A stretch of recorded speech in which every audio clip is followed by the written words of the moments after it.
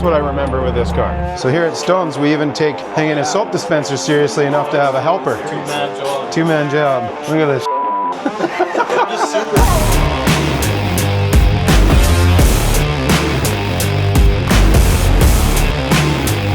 Good morning and happy April 2nd, Wednesday. Just heading into work. We have some decent weather today. We could be dry for the rest of the week, which would be nice. It gives us 3 days here of weather. We can get out and tune vehicles, test drive vehicles, and hopefully get some vehicles home. Carrick found an issue with one of the injectors not working on the 51, so he's got that fixed up now. He needs to get back to tuning. Not sure what the Honda was in for, but I'm assuming something to do with upholstery as Lyle was working on it. Let's see what's going on here. This is the underside of the Impala. I don't think we've had this view yet for you guys. It's got a sniper tank in it. Go with the sniper injection, and then we just bought an exhaust kit. It wasn't fitting through the we added these bars to the chassis because these things are just a noodle, and being a convertible, we built a system in it. It was done by one of our previous technicians, or fabricators I should say, and didn't really leave any room crossing through here. So I see Corbin has decided, instead of modifying the exhaust, which is a great idea, he's modifying the welded in cross member here. Sorry, my camera footage here. There we go. So I see he's just kind of mimicking like a transmission cross member back here, making space for the exhaust to go through. So that makes sense. We'll still have the extra strength of the added on tubing that we did. Yeah, looking pretty good under here. It's getting real close. So yeah, the only really thing we did aftermarket on this car, trying to keep it as original as possible, but wanted to keep it safe, was we added disc brakes to the front, and then we added fuel injection. And then when we were rebuilding the frame, we added this extra structure to the frame just to stiffen the car up. But it's done in a way that if somebody was really concerned, for like purists, you could cut it out and clean the welds off and never know it was in there. So we didn't modify the chassis in any way other than add to it. So really cool right-hand drive car. Can't wait to see it driving. The yellow Mustang, Bernard's just dealing with a signal light cancellation switch problem and steering wheel adapter, getting that fixed up, and then it's heading to post haste for dyno tuning. And over in upholstery, these are the Mustang seats. Oh, again, my camera skills are dying here. Anyway, yeah, so it's got the foam all figured out a bit on that, and then I'm not an upholsterer, so terminology will be wrong here. But anyway, so yeah, he's getting the seats together there. I see a bottom covered here. And he's in the middle of making the back cover by the looks of it. Yeah, so those are coming along nicely. 34 is ready to go, I guess. Over in the body shop, we got the boat in here. So Ferd's gonna get going on some body work on this thing. Morning. All right, just down at the auto shop. Dave's finishing up the heater core job on the Riv. Ashley's working on a coolant issue on Sam's vehicle, or cleanup girl. Overflow bottle had a leak, causing her to eventually lose all her coolant. So that's what she's doing there, nothing crazy. Chevelle in here has a bit of a differential leak. And Oscar has found the plug welds were leaking. You can see there's like a stress crack in the weld there. But yeah, anyway, so it's leaking out of there. And then as well, somebody at one point, you can't see it without some light, but there's some epoxy up in here causing a leak as well. So figure out what the customer wants to do with that. Did we get any direction on what we're doing with this leaker? Talking to him right now. Oh, is he? Oh, perfect. So we're just talking with the customer on how he wants to go about his engine oil leaks on the Mustang. And then we just got some Toyota parts in for this. We got the factory positive clamp in and the hood clip. So yeah, it's a nice little clamp. Whopping $40 from Toyota. Didn't even come with a nut. Little things, trying to make this look as clean as possible. What did we find was wrong with this? The thermostat on it, and then once the thermostat opened, it actually let enough heat get into the rad to show that the rad had a pinhole and that the whole lower subframe has been hit and moved, and so it bent the rad. So we're talking to the customer to see if he wants to actually fix it, because we're just mounting it and we think it's going to twist again. Oh, okay. Heat, so where we're at with but that so it's still leaking. So yeah, I had it that hot yesterday, went leak. Yeah. The thermostat actually working, and it actually gets hot enough to leak. Dot leaks. Okay, sounds good. So yeah, coolant leak. This guy's wife was stranded with the kids on the highway the other day, so anyway, get it figured out for them. And then the F-250's in. He had a charging concern, and I think he found, John found some corrosion on some connectors, got that fixed up, and there's a tack concern. It's got a crank pickup on the front of it that is where it runs the tack, so I know we were fighting with that before. Yeah, so we're just working on that.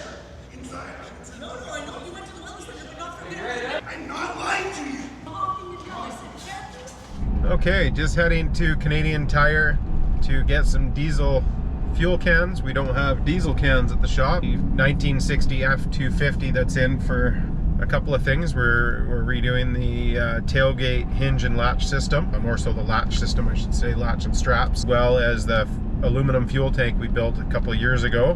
Has a pinhole in it. Yeah, so we need to drain the fuel tank, get that out, and redo the pressure check on it and figure out exactly where it's got a pinhole. I think we kind of know already.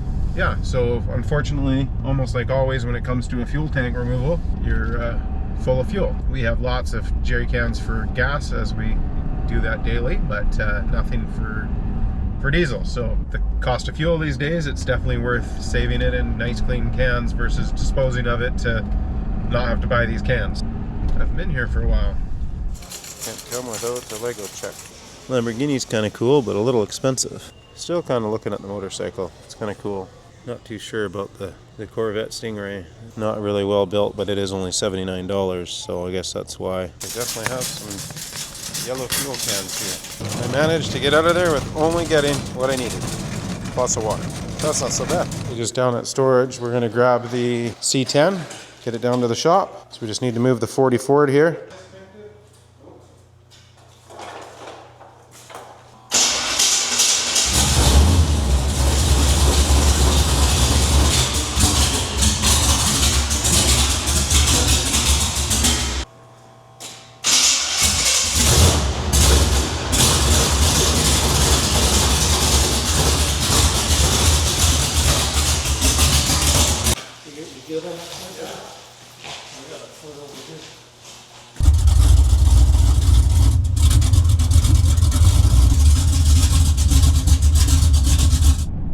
What's going on here, but got a cop out directing traffic, so thought I'd throw the cameras on and see what we see other than Clint and I's ugly faces. All the bikes are coming through. Oh, they're training over here in the parking lot. Oh, it's just the training. Look at us. Yeah. Nothing fun, just the cops out training. Ran out of donuts, they're really impatient. Good morning, April 3rd, Thursday. Gonna try things a little different and try and get right to the cars instead of the BS in the truck in the morning. But today we have our new service advisor starting, Nathan. He comes from Harley Davidson in Chilliwack, so I think he's gonna be a great new addition to the team. So Mark's gonna be working with him for the next couple weeks, getting him up to speed with how our shop runs. But we're gonna get right into the cars right away here. See you at the shop. I've been working on the blue truck, and they have the Bronco pretty much done. So they've done the front paint protection film, just up about 18 inches on the hood, and then a full polish and ceramic coat. What ceramic coat did you put on this one? We did Labo STC, it's called. Labo STC? Yeah. Cool. Looking good. So we just need to get the spare put on there? Yes, sir. All right, well, I'll give you a hand with that. Over in the wash bay, we got a customer's vehicle that always comes in, Bob Furlot. He gets his cars detailed quite often. We've done some paint work on this car. We put a spoiler on the car for him, a few things over the years, so really good returning customer. Girls are just checking it out in the sun. It definitely looks much blacker than it did before. Yeah? Yeah, it's not just black. Oh, you couldn't really see it before. Yeah, it's so dusty because it's not completely cured yet, so Yeah, it's kind of good. Did we have any rock damage from the trip? Yeah, there's a couple spots I had to fill in up front. The bottoms of the doors were pretty bad, but they're touch-up paint in them now. Perfect. Oh yeah, we had touch-up paint already for this. Yeah, so there's like a couple. Yes, that's where the film doesn't lay perfect. It's like right here. Yeah. There's a fill-in. Yeah. And then obviously all these scratches will go away with the sun, but... Yeah, just down to the hot rod shop, and the 51 has been given a green light. He figures it's good. Turns out, something kind of stupid and funny is just a couple of the spark plug leads, he didn't have them pushed on 100%. They were pushed on, and they looked like they were on, but they didn't click. And with snipers, you can't have introduced KV, or it creates a whole bunch more RF possibilities. He figured that out first thing this morning. Says it's running amazing, so I'm going to gear up some cameras and we're going to go and put some miles on it here. Hopefully the final road test in the 51 Ford. The Bluetooth module for the stereo in this thing is obnoxious when you turn it on and off. It's kind of annoying. That's what that loud noise is anyway. Pretty sure the seat's all the way back, but just going to confirm. Nope, I might have got a little more out of it, not sure. So yeah. As I mentioned before I got in the car, he found some spark plug boots weren't on all the way, didn't quite click on all the way, and any little bit of KV introduced into a fuel injection system will definitely cause issues. That being said, he's road tested it, he's super happy with it. Fuel pressure's set great now. Yeah, let's get it out on the road. It already sounds better. Let's see how it sounds going into gear. Yeah, you don't even notice a difference where before you actually felt it kind of lug down. So I think we're in good hands now. Yeah, that's what I remember with this car.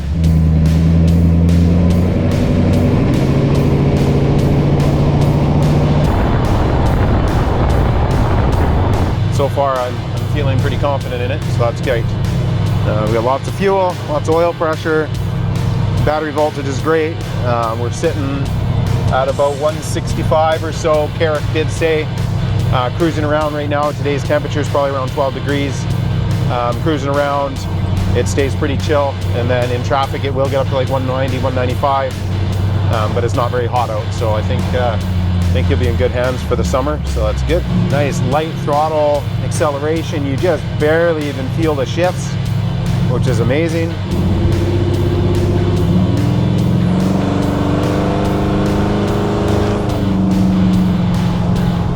60 miles an hour like nothing. Somebody complained in the last video that I was talking in kilometers, but we're in Canada. We do the metric system here for the most part. Beautiful.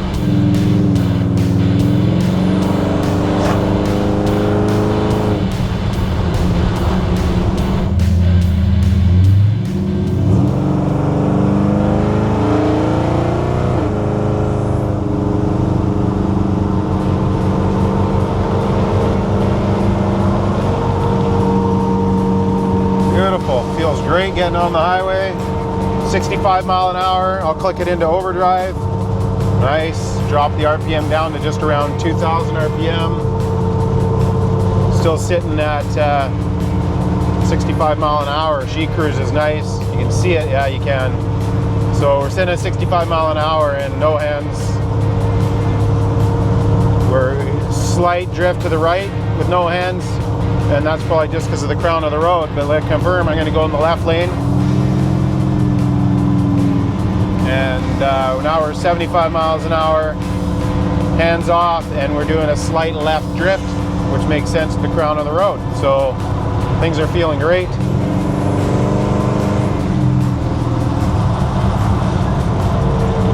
Feels pretty good.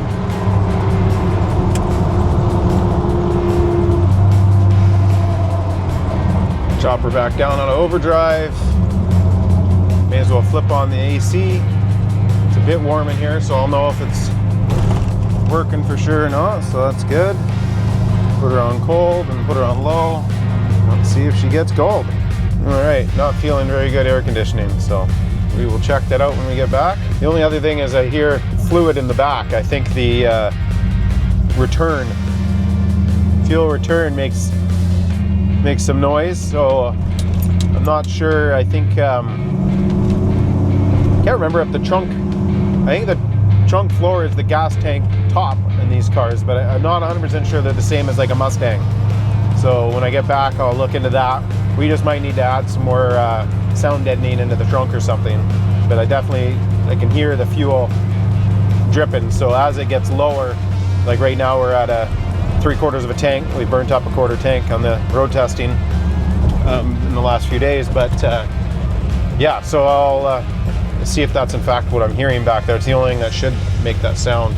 Makes sense because it's not using fuel right now, so it's just bypassing the fuel. So it's kind of off and on in the back. But anyway, we'll see what it is. It moves.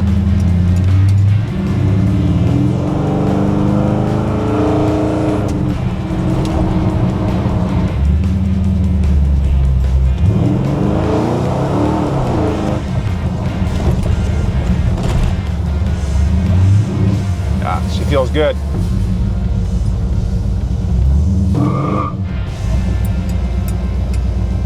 Feeling really good. I like it.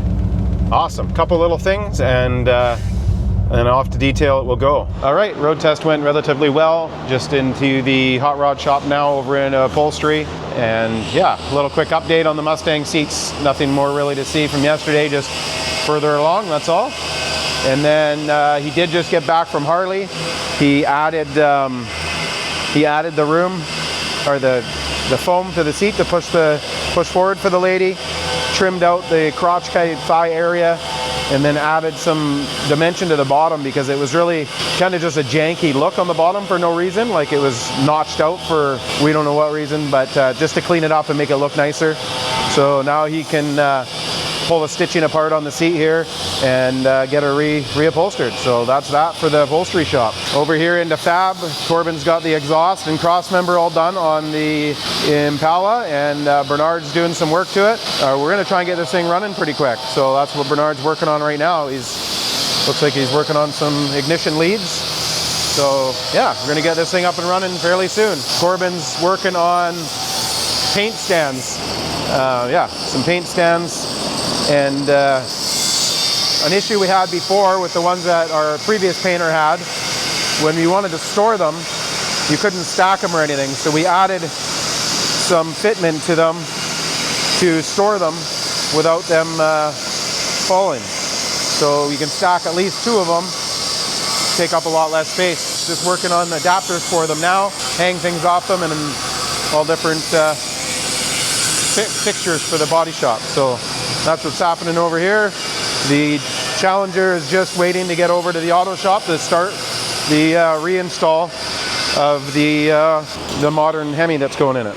And on the 34, we're just getting the trunk stripped apart so we can try and make more room to get this trunk actuated. So that's what's happening there. He's got the air tank out that we don't really need anymore, and just working on more disassembly to see if we can get that fuse panel wiring box moved to the center of the trunk. And then we can get going on fabricating some hinges to actuate the trunk by a hinge. Yeah, that's it on the 34. Over here, we picked up the short box, long box, short box project from storage yesterday. Now that we have all the box parts here, and the box is basically complete, and they just need to get it on the truck and get final fitment done. So that's it on the short box conversion job. Here we have the 46. The customers asked us to do a fuel tank job on it now, so there's a fuel tank here in a box.